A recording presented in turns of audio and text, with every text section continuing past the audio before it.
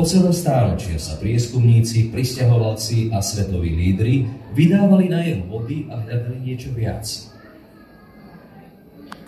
Práve táto vrodená ľudská túžba po niečom väčšom, ktorá poháňala mnohých dobrodruhov ku snívaniu, navrhovaniu, stavbe a plavbe na najluxusnejšej lodi svojej doby, kráľovskom poštovom parníku Titanic.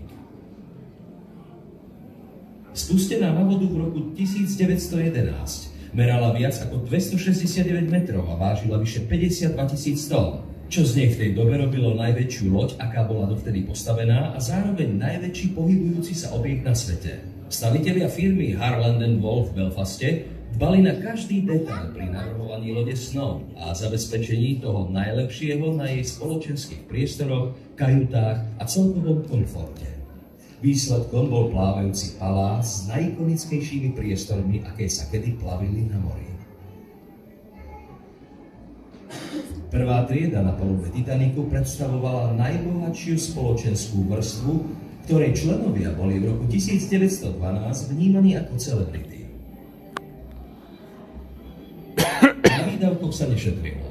Kajuty hodné kráľovskej rodiny. Fajčiareň pre gentlemanov. Salónik pre rodiny. A dokonca aj bazén so slanou vodou vyhrievaný na príjemnú teplotu. Ako sa stredná trieda rozrástla na prelome storočia, narástol aj transatlantický pohyb cestujúcich. Pasažieri druhej triedy si mohli vychutnať výber vynikajúcich literárnych diel v knižnici. Priestranná jedáleň, ktorá sa rozprestierala na celú šírku lode. Ďalšia fajčiareň pre pánov a kajuty, ktoré svojou kvalitou konkurovali kajutám prvej triedy na iných lodiach. Pre tretiu triedu či kormidelníkov. Mnohí zažili elektrické osvetlenie či splachovacie záchody po prvý raz. Titanic bol zázrakom techniky.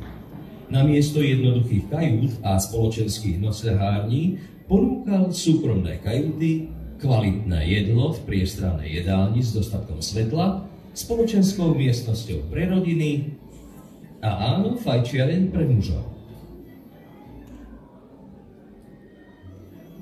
V pozadí viac ako 900 členov posádky pracovalo vodne aj v noci. Kuchári, kuriči,